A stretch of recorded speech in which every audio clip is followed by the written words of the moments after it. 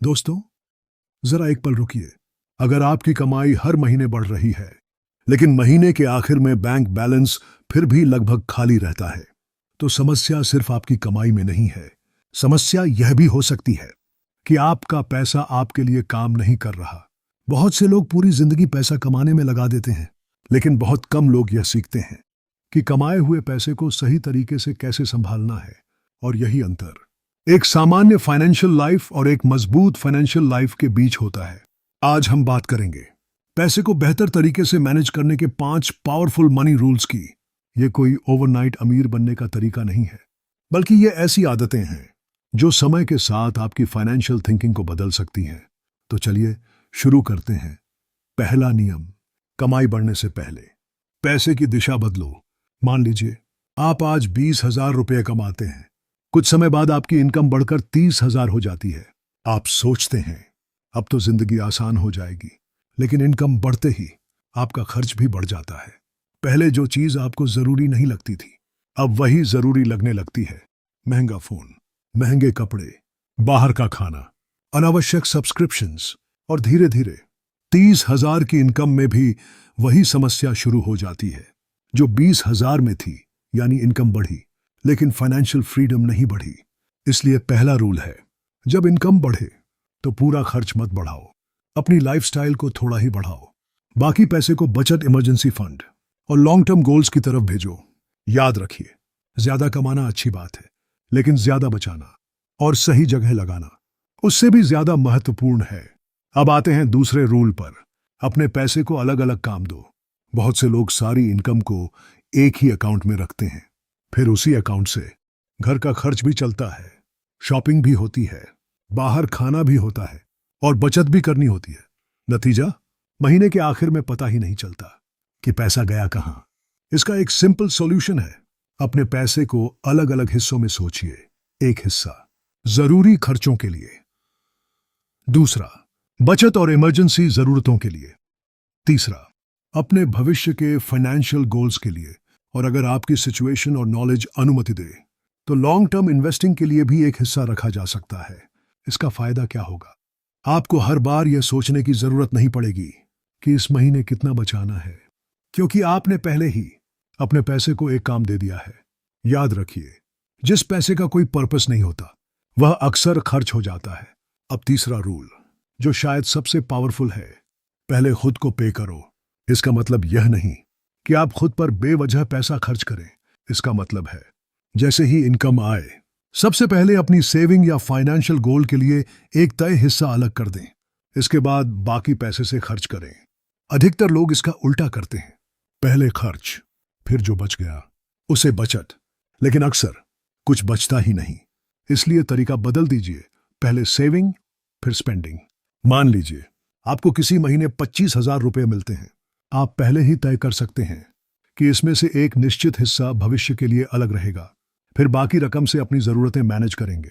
शुरुआत छोटी हो सकती है, लेकिन कंसिस्टेंसी बड़ी होनी चाहिए, क्योंकि फाइनेंशियल सक्सेस एक बड़े डिसीजन से नहीं बनती, यह छोटे छोटे सही डिसीजन से बनती है। अब चौथा रूल, अपने पैसे को समय दीजिए। बहुत से लोग जल्दी रिजल्ट चाहते हैं। उन्हें लगता है कि कुछ महीनों में पैसा बहुत ज्यादा बढ़ जाना चाहिए, लेकिन असली ताकत समय और कंपाउंडिंग जैसी कॉन्सेप्ट्स में होती है। इसे आसान भाषा में समझिए, अगर आप लगातार कुछ रकम बचाते या निवेश करते हैं और उस पैसे को लंबे समय तक बढ़ने का मौका देते हैं, तो समय के साथ ग्रोथ पर ग्रोथ जुड़ सकती है। यही वजह है कि फाइनेंशियल जर्नी में सिर्फ अमाउंट महत्वपूर्ण नहीं है, टाइम भी बहुत महत्वपूर्ण है। इसलिए अगर आप अभी से फाइनेंशियल डिसिप्लिन सीख रहे हैं, तो यह मत सोचिए कि रकम छोटी है। छोटी शुरुआत बड़े भविष्य की शुरुआत हो सकती है। लेकिन यहां एक बात बहुत जरूरी है, किसी भी इन्वेस्टमेंट में पैसा लगाने से पहले उसके रिस्क को समझना चाहिए। हर इन्वेस्टमेंट में रिटर्न की गारंटी नहीं होती, इसलिए सिर्फ किसी के कहने पर या जल्दी पैसा बनाने के लालच में फाइनेंशियल डिसीजन नहीं लेना चाहिए। पहले सीखिए, फिर समझिए, फिर डिसीजन लीजिए। अब 5वां और आखिरी रूल, अपने खर्चों को कंट्रोल नहीं, समझना सीखिए। कई लोग सोचते हैं कि पैसे बचाने का मतलब है हर छोटी खुशी छोड़ देना। ऐसा जरूरी नहीं है। फाइनेंशियल डिसिप्लिन का मतलब यह नहीं कि आप जिंदगी जीना बंद कर दें। इसका मतलब है आपको पता हो कि आपका पैसा कहां जा रहा है। एक महीने के लिए अपने खर्च लिखकर देखिए। आपको शायद कुछ ऐसे खर्च दिखाई देंगे जिनके बारे में आपने कभी सोचा ही नहीं था। छोटे छोटे खर्च बार बार होने पर बड़ी रकम बन सकते हैं। इसलिए हर महीने खुद से 3 सवाल पूछिए। पहला, क्या यह खर्च मेरे लिए जरूरी था? दूसरा, क्या इसका कोई सस्ता विकल्प था? और तीसरा, क्या यह खर्च मेरे फ्यूचर गोल को पीछे कर रहा है? इन सवालों से आपको अपने स्पेंडिंग हैबिट्स समझने में मदद मिलेगी। अब एक छोटी सी कहानी समझिए। मान लीजिए 2 लोग हैं, दोनों की इनकम लगभग समान है। पहला व्यक्ति जैसे ही पैसा कमाता है अपनी लाइफस्टाइल बढ़ाने लगता है। नया सामान, अनावश्यक खर्च और हर महीने लगभग पूरी इनकम खत्म। दूसरा व्यक्ति अपनी जरूरतें पूरी करता है लेकिन इनकम का कुछ हिस्सा लगातार बचाता है, अपने फाइनेंशियल गोल्स पर काम करता है और समय के साथ अपनी फाइनेंशियल नॉलेज बढ़ाता है। शुरुआत में दोनों की जिंदगी लगभग एक जैसी दिखाई दे सकती है, लेकिन कुछ साल बाद उनके फाइनेंशियल सिचुएशंस में बड़ा अंतर हो सकता है। क्यों? क्योंकि फर्क सिर्फ इनकम का नहीं था, फर्क था पैसे के साथ उनके बिहेवियर का। यही सबसे बड़ा लेसन है। पैसा आपको फाइनेंशियल फ्रीडम नहीं देता अगर आपको पैसे को संभालना नहीं आता, और कम इनकम होने का मतलब यह भी नहीं कि आप हमेशा फाइनेंशियल प्रेशर में ही रहेंगे। आप शुरुआत कर सकते हैं अपने खर्च समझने से, फिर बचत की आदत से, फिर इमरजेंसी प्लानिंग से, और धीरे धीरे अपने लॉन्ग टर्म फाइनेंशियल गोल्स पर काम करके। एक और बात याद रखिए, दूसरों की जिंदगी देखकर अपनी फाइनेंशियल लाइफ का फैसला मत कीजिए। सोशल मीडिया पर किसी की नई कार दिखाई देती है, किसी का बड़ा घर दिखाई देता है, किसी की एक्सपेंसिव लाइफस्टाइल दिखाई देती है, लेकिन आपको यह नहीं पता कि उसके पीछे कितनी फाइनेंशियल रियलिटी है। इसलिए कंपैरिजन छोड़िए, अपनी प्रोग्रेस देखिए। कल से आज बेहतर हैं या नहीं, बस इस पर ध्यान दीजिए। अगर आपकी इनकम अभी कम है तो घबराने की जरूरत नहीं। अगर आपकी सेविंग अभी छोटी है तो भी शुरुआत कीजिए। अगर आपने पहले गलत फाइनेंशियल डिसीजंस लिए हैं तो उनसे सीखिए, क्योंकि सबसे अच्छी फाइनेंशियल जर्नी वही है जो आज से शुरू होती है। तो चलिए आज के 5 रूल्स एक बार फिर याद करते हैं। रूल नंबर 1, इनकम बढ़ने के साथ पूरा खर्च मत बढ़ाइए। रूल नंबर 2, अपने पैसे को अलग अलग फाइनेंशियल गोल्स दीजिए। रूल नंबर 3, पहले सेविंग और गोल्स के लिए पैसा अलग कीजिए। रूल नंबर 4, अपने पैसे को समय दीजिए और कंपाउंडिंग को समझिए।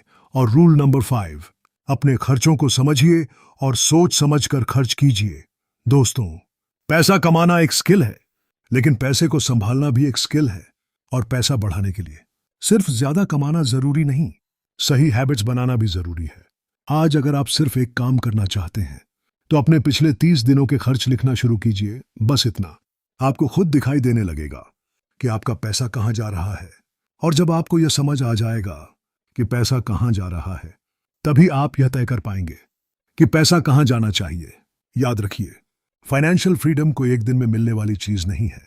यह छोटे डिसीजंस, सही हैबिट्स और लंबे समय की कंसिस्टेंसी से बनती है। इसलिए पैसे के पीछे सिर्फ भागिए मत, पैसे को समझिए, उसे डायरेक्शन दीजिए और अपने फ्यूचर के लिए आज से छोटे कदम उठाइए। अगर आपको यह वीडियो यूजफुल लगा हो तो इसे उन लोगों के साथ जरूर शेयर कीजिए जो अपनी फाइनेंशियल लाइफ को बेहतर बनाना चाहते हैं। और ऐसे ही money.business और फाइनेंशियल माइंडसेट से जुड़े वीडियोस के लिए चैनल को सब्सक्राइब करना मत भूलिए, क्योंकि याद रखिए, आपकी फाइनेंशियल स्टोरी आज के एक छोटे डिसीजन से बदलना शुरू हो सकती है। धन्यवाद, फिर मिलेंगे एक और यूजफुल वीडियो के साथ।